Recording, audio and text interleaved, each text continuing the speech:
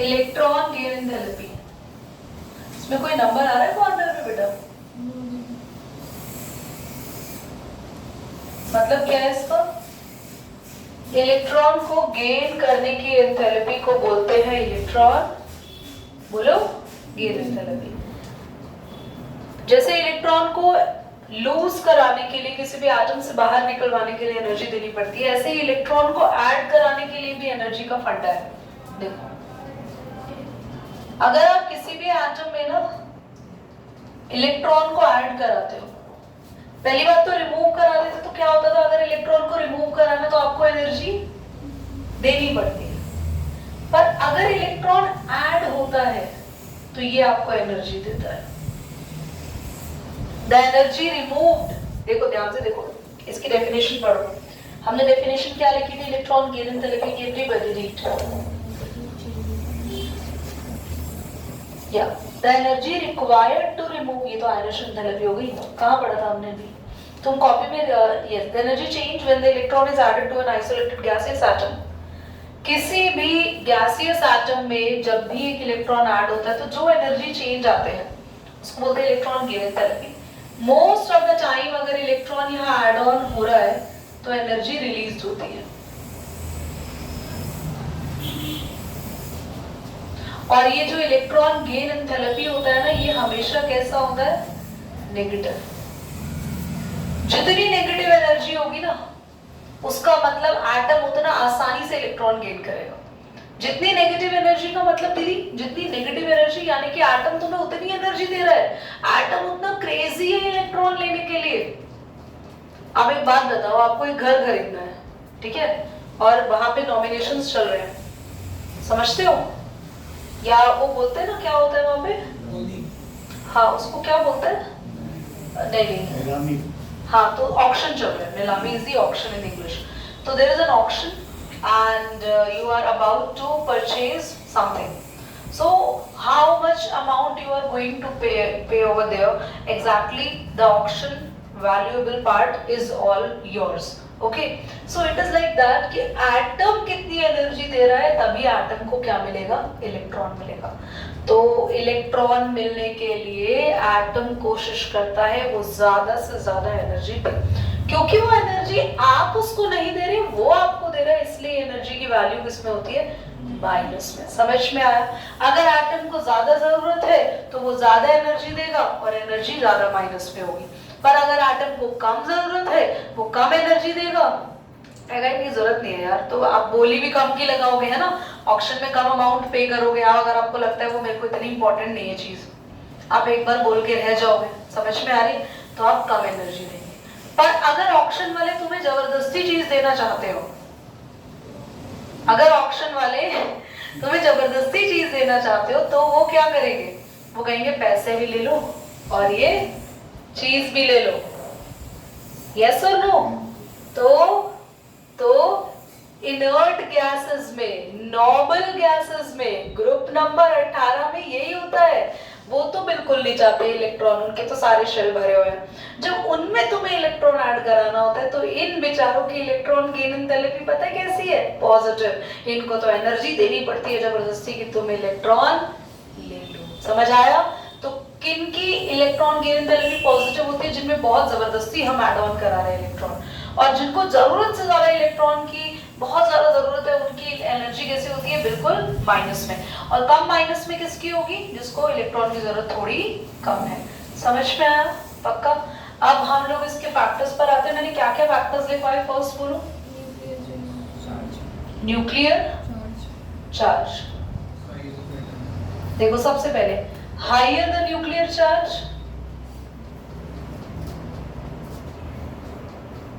जितना ज्यादा nuclear charge होगा laser will be electron gain enthalpy. क्यों दीदी? क्योंकि जितना ज्यादा न्यूक्लियर चार्ज होगा उतना उस एटम को, इलेक्ट्रॉन को अपने अंदर गेन करने की जल्दी होगी, न्यूक्लियस खींचेगी इलेक्ट्रॉन को अपनी तरफ, और जितना जल्दी वो खींचेगी तो उतनी ही ज्यादा एनर्जी रिलीज करेगी, यानी उतनी एनर्जी क्या होती जाएगी? नेगेटिव होती जाएगी। समझ में आ रही है बात? नेक्स्ट क्या है अपना? सेम कॉन्सेप्ट है, साइज ऑफ द एटम के साथ as small the size of the atom, as less will be electron gain enthalpy. जितना छोटा एटम होगा उतना न्यूक्लियर चार्ज ज्यादा होगा, क्योंकि जितना छोटा एटम उसकी उतनी पावरफुल न्यूक्लियस है, न्यूक्लियस इतना ही ज्यादा चार्ज बाहर तक लेके जा रही है अपना, और उतनी ही ज्यादा नेगेटिव हमारी इलेक्ट्रॉन गेन एंथैल्पी होगी. नेक्स्ट क्या है? Electronic configuration. ध्यान से सुनना, आपसे पूछा जा रहा है बेरिलियम 1:2, 2:2 और फ्लोरीन. मुझे बताओ किसकी इलेक्ट्रॉन गेन एंथैल्पी यहाँ पर नेगेटिव होगी? कौन इलेक्ट्रॉन लेना चाहेगा? किसकी इलेक्ट्रॉन गेन एंथैल्पी नेगेटिव होगी? बोलो. किसकी? किसी की भी नहीं होगी. क्या बात कर रहे हो? 2p6 क्यों लिख दिया मैंने? अब बोलो किसकी होगी? फ्लोरीन की. क्योंकि फ्लोरीन के पास कितने इलेक्ट्रॉन की कमी है? एक इलेक्ट्रॉन की कमी. तो फ्लोरीन विल टेक 1 इलेक्ट्रॉन. और इसकी क्या होगी? बेरिलियम की. बेरिलियम की कैसे होगी? Positive electron gain enthalpy. क्यों पॉजिटिव होगी इसकी इलेक्ट्रॉन गेन एंथैल्पी? क्योंकि इसका क्या है यहाँ पे? कैसी है यहाँ पे बच्चों? बोलो. स्टेबल इलेक्ट्रॉनिक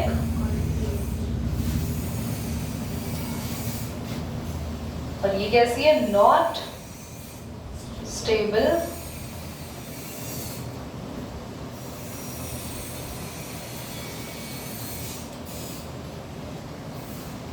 तो इसकी इलेक्ट्रॉन गेन एंथैल्पी हुई हाईली नेगेटिव. समझ में आया? करो बेटा बॉस. क्लियर हो गए?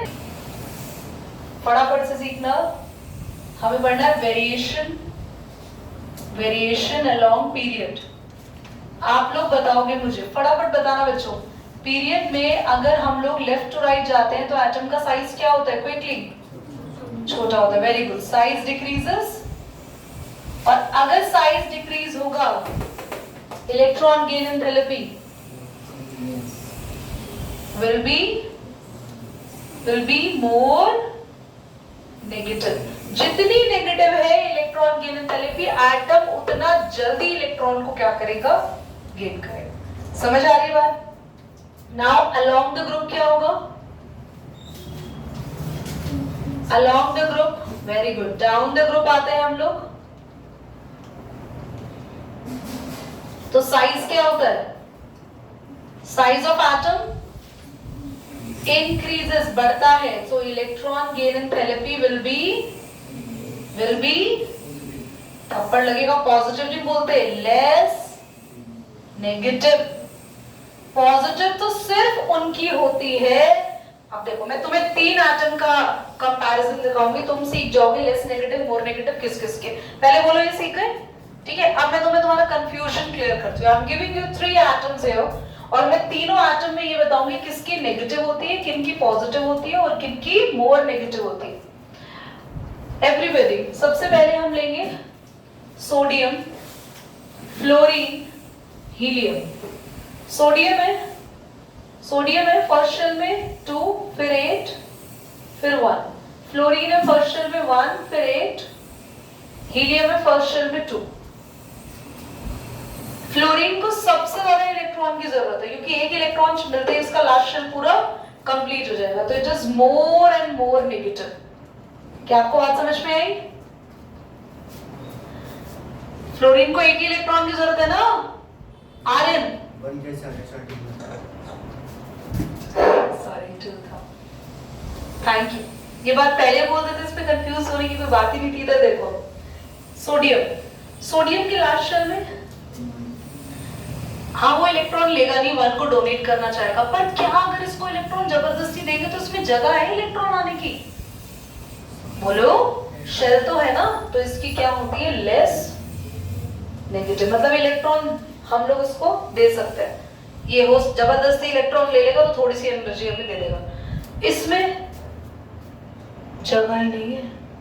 एसओ के अंदर अगर हमें जबरदस्ती इलेक्ट्रॉन अगर हमें घुसाना है तो क्या होगा? इसका एनर्जी हमें लेनी पड़ेगी। कितने बच्चों को बात समझ में आ रही है? पता चल गया? इलेक्ट्रॉन नहीं आएगा ना, 100% नहीं आएगा, पर वो हो सकता है कि नेक्स्ट में ले, अपने खाली किसी एम्प्टी शेल में ले, वो उसकी मर्जी है। इसीलिए जितने भी हैलोजन्स हैं जिनमें इलेक्ट्रॉन नहीं आ सकता, उन सब केस के लिए इलेक्ट्रॉन गेन एंथैल्पी क्या होती है? पॉजिटिव।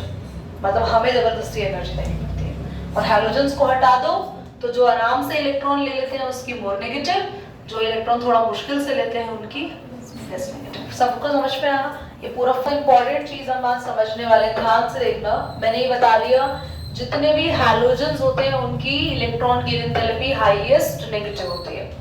फिर हमने पढ़ा जो भी इनर्ट पेयर या नोबल गैसेस होती है, नोबल गैसेस की इलेक्ट्रॉन गेन एंथैल्पी कैसी होगी? पॉजिटिव।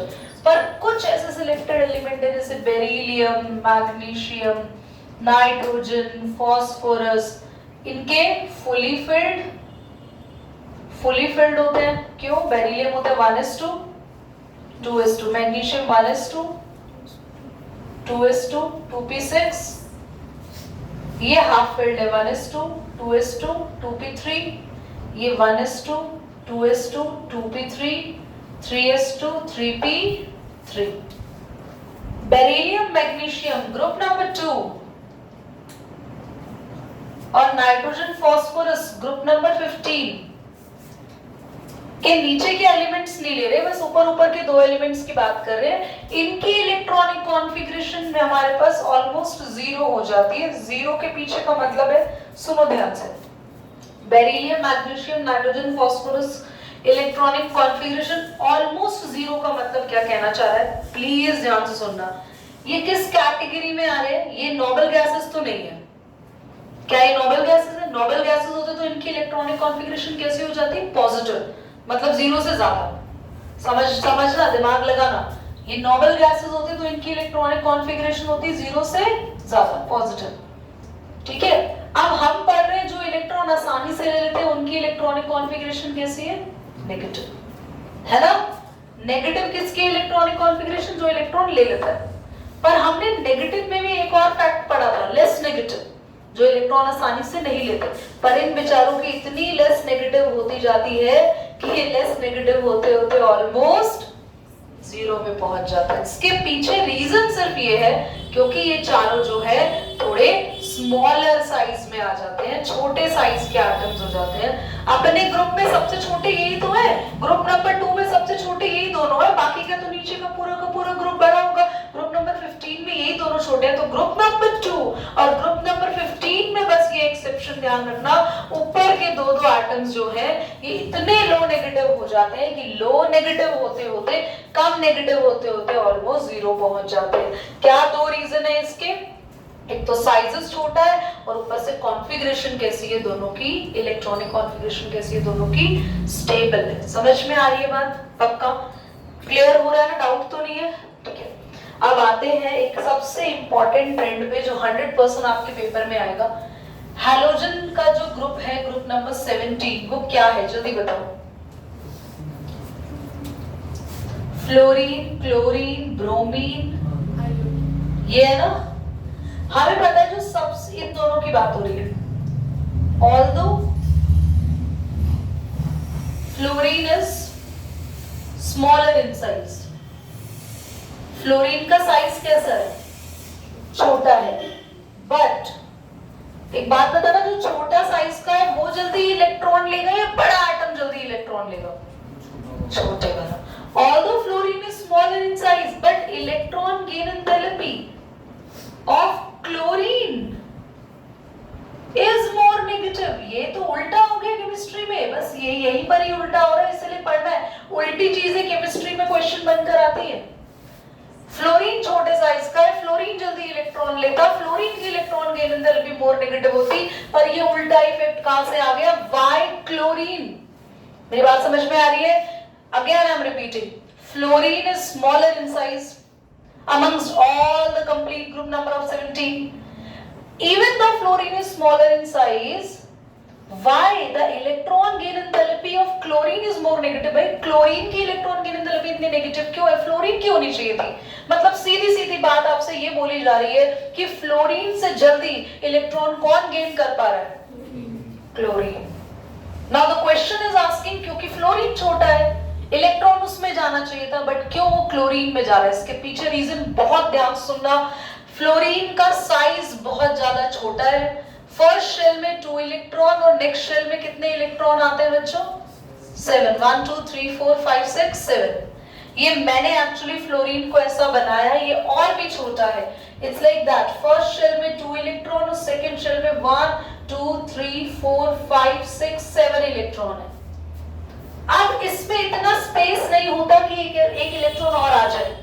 हालांकि फ्लोरीन को इलेक्ट्रॉन चाहिए, इस पे बात पे इसमें नकल मतलब कोई इस बात को नेग्लेक्ट नहीं कर सकता, बट फ्लोरीन के लास्ट शेल में स्पेस नहीं होता आने वाले इलेक्ट्रॉन को। अगर कोई इलेक्ट्रॉन आ भी जाता है तो उसके बाकी के इलेक्ट्रॉन उसको रिपेल करते हैं, धक्का देते हैं, जिसकी वजह से फ्लोरीन अनस्टेबल हो जाता है।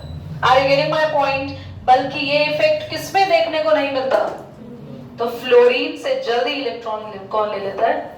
दीदी ऐसा तो सब में होना चाहिए, सबके स्टार्टिंग एटम में होना चाहिए? नहीं, क्योंकि सबके स्टार्टिंग एटम में ऐसा इसलिए नहीं होता क्योंकि लेफ्ट टू राइट पीरियड आते आते सबसे छोटा ग्रुप कौन सा होता है? ग्रुप नंबर 18 को भूल जाओ, ग्रुप नंबर 17, क्योंकि सबसे छोटा है। और पूरे के पूरे ग्रुप्स में सबसे छोटा ग्रुप कौन है? 17। और 17 में भी सबसे छोटा एटम कौन है? तो स्मॉलेस्ट होने की वजह से इसमें ये एक साइड इफेक्ट आ जाता है, जिसको केमिस्ट्री में कहते हैं, क्या आ गया यहाँ पे? एक्सेप्शन आ गया। Is that clear? पक्का आएगा एग्जाम में, क्वेश्चंस को नोट कर लीजिए। इसका रीजन क्या है? ड्यू टू, मैंने लिखवा दिया ना। क्या आपको आज की क्लास का पूरा कॉन्सेप्ट समझ में आया? इलेक्ट्रॉन गेन एंड थेरेपी का 2 कॉन्सेप्ट्स बचे हैं, इलेक्ट्रोनेगेटिविटी, पर मैंने थोड़ा डिटेल में पढ़ा दिया, अदरवाइज आज ही हो जाता।